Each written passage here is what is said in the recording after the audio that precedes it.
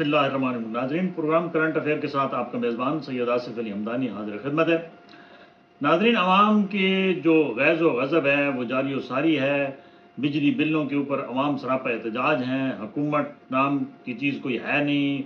निगरान वज़ीर आज़म ने आज साफ साफ कह दिया जी कि बिजली के जो पर यूनिट इजाफा हुआ है वो इतना नहीं है जितना इसको उछाला जा रहा है।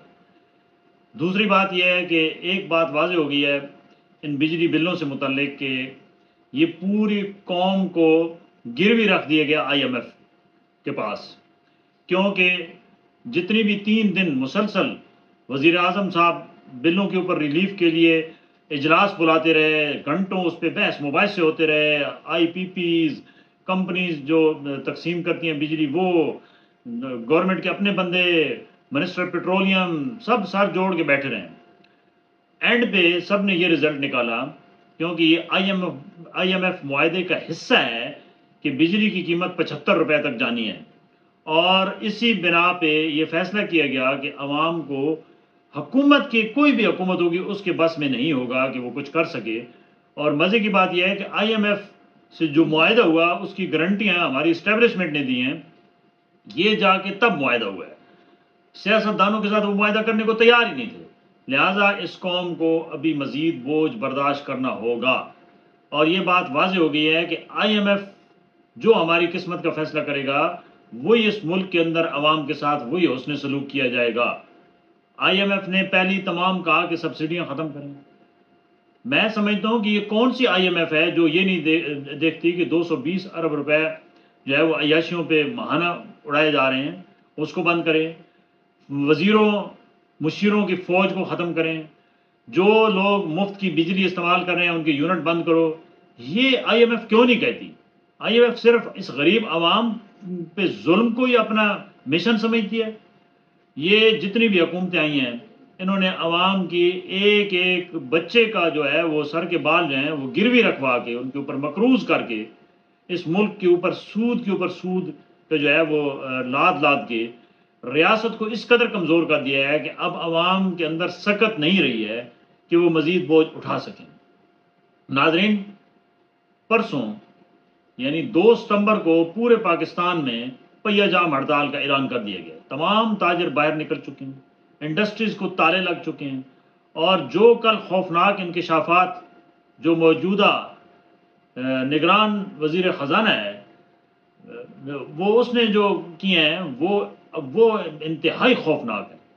उन्होंने कहा है कि मुझे समझ नहीं आ रही है कि ये किस तरीके से इस मुल्क के साथ और इस अवाम के साथ जुल्म किया गया। उन्होंने कहा कि इतने बड़े बड़े किकबैक्स और इतने बड़े बड़े जो है वो कर्जे इतनी सख्त शराइत पे लिए गए हैं कि शायद ही सरवाइव करना बहुत मुश्किल हो। और उन्होंने कहा कि मुझे अगर पता होता कि ये इस कदर ख़जाना खाली है और अवाम के साथ बहुत बड़ा जो है वो धोखा हो चुका है तो मैं ये कभी भी वजारत ना लेती। अब सवाल ये पैदा होता है कि क्या जो आने वाली हुकूमत होगी, अगर इलेक्शन हो भी जाते हैं तो क्या वो सरवाइव कर पाएगी? ये सबसे बड़ा सवाल है। दूसरा, अवाम को तो लग रहा है कि मौजूदा हालात के तनाजुर में कहीं भी रिलीफ नहीं मिलेगा। अब देखें, चीनी माफिया को नवाजा गया, घी माफिया को नवाजा गया, आटा माफिया को नवाजा गया। अरबों खरबों की करप्शन है इन 16 महीनों में। इन तमाम जितने भी ये माफियाज हैं इन्होंने दोनों हाथों से लूट के खाया है। उसका रिजल्ट आज हर चीज़ अवाम की दस्तरस से बाहर हो गई है। आज रात को पेट्रोल की कीमतें भी चढ़ाने के लिए समरी पहुंच चुकी है। अवाम के ऊपर पेट्रोल बम गिराने की तैयारियां मुकम्मल हो गई हैं। और हमारी जो मालूमात हैं उसके मुताबिक 9 रुपये पेट्रोल बढ़ा के पूरा 300 रुपये पे इसको ले जाया जा रहा है। इसी तरीके से डॉलर आज पाकिस्तान की बुलंद तरीन सतह पे पहुंच चुका है। आज ट्रेड हुआ है ओपन मार्केट में 325 रुपये का। ये पाकिस्तान की 76 साल तारीख में ऐसे नहीं हुआ। अवाम अब बर्दाश्त बोझ नहीं करेंगे। मैं बार बार ये कह रहा हूँ कि हुक्मरानों को अब सोचना होगा और इस मुल्क का निज़ाम चलाने वालों को अब अवाम पे तवज्जो देनी होगी, क्योंकि अवाम का इस वक्त पारा फुल हाई है और अवाम किसी वक्त भी बेफर कर निकलेंगे और अवाम के पास और चारा है भी कोई नहीं सिवाय एहतजाज की, क्योंकि वो अपने घर की एक एक चीज़ बेच चुके हैं। अब उनके पास कोई ऐसी चीज़ नहीं रही کہ وہ بیچ کے بجلی کا بل ادا کر سکیں یا کھانے پینے کی اشیاء لے سکیں۔ دوسرا ناظرین،